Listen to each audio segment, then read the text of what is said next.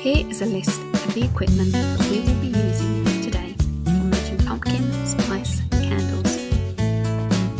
And here is a list of the materials that you will need.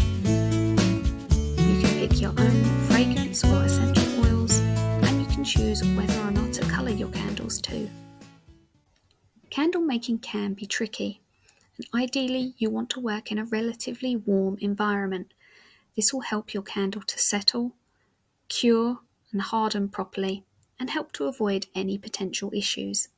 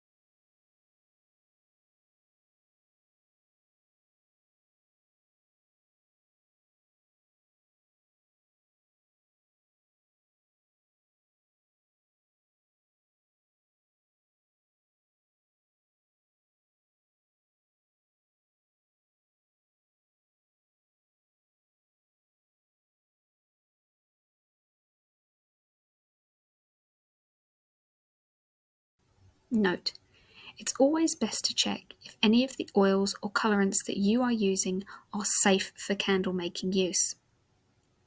If you're using a large container for your candle, you'll need to use a thicker wick or more than one wick. Step 1.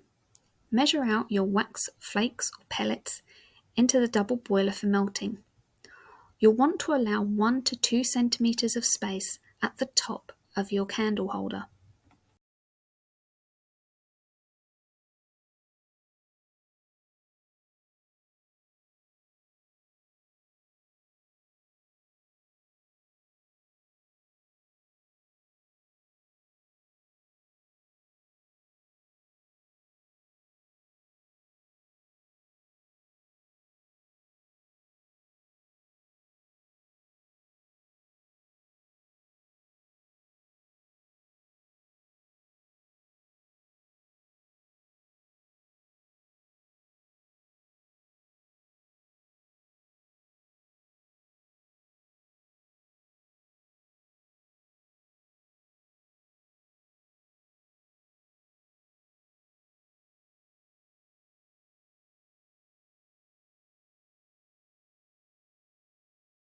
Step 2.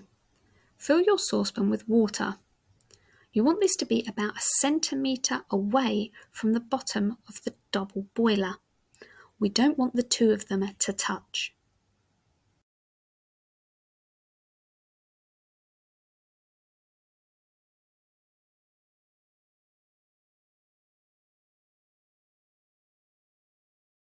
Step 3.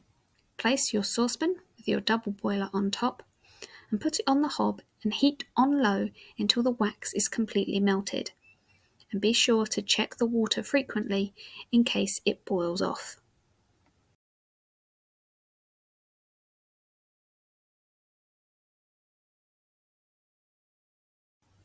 Step 4. Now, whilst you wait, you can prepare your other materials. You want to prepare your votive or jar with the wick of choice that you're using. You can hold your wicks like I am using a wick holder, or you can also use something like a clothes peg.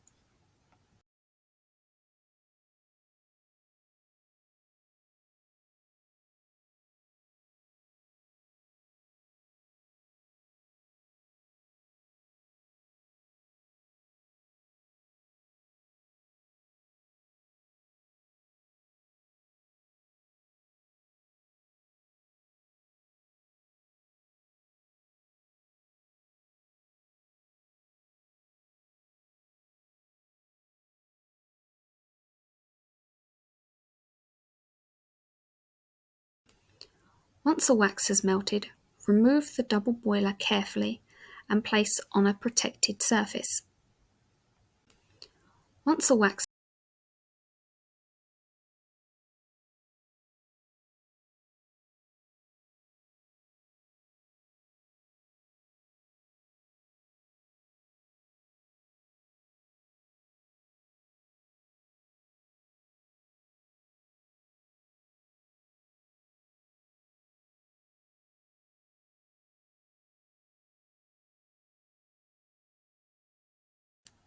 Step 6.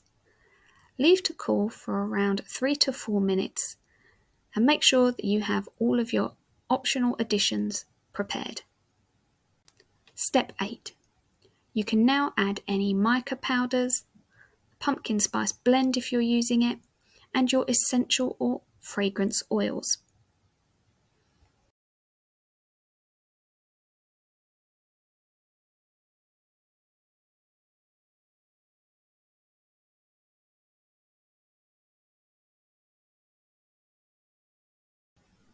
Step 9. Stir very slowly to combine for around 2 to 3 minutes, and then bring your votive or your jar closer to your double boiler.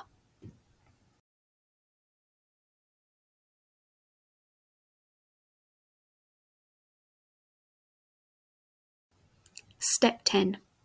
Slowly and steadily pour the wax into your candle holder. Tap gently on the side to release any air bubbles, and reposition the wick if necessary.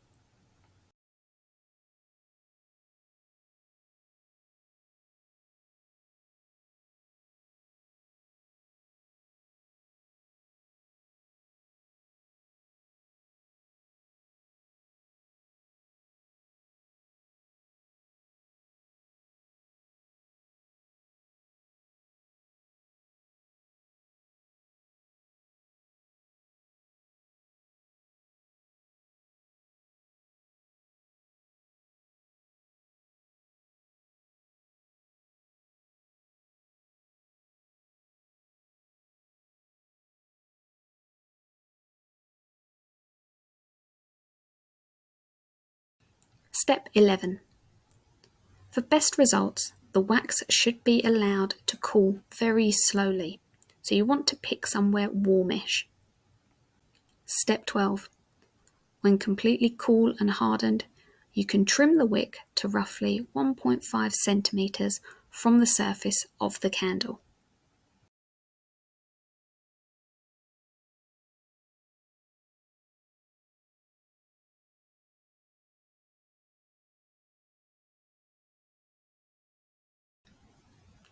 If a candle cools too quickly, you may get lines appear, or you may also find that holes appear in the surface too. These are known as tunnels.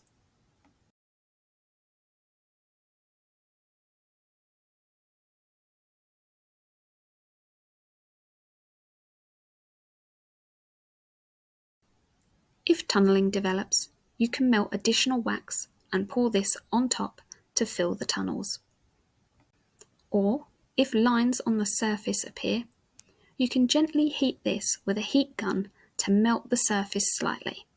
But you want to avoid pointing the heat gun toward the wick, as otherwise you'll melt the wick too.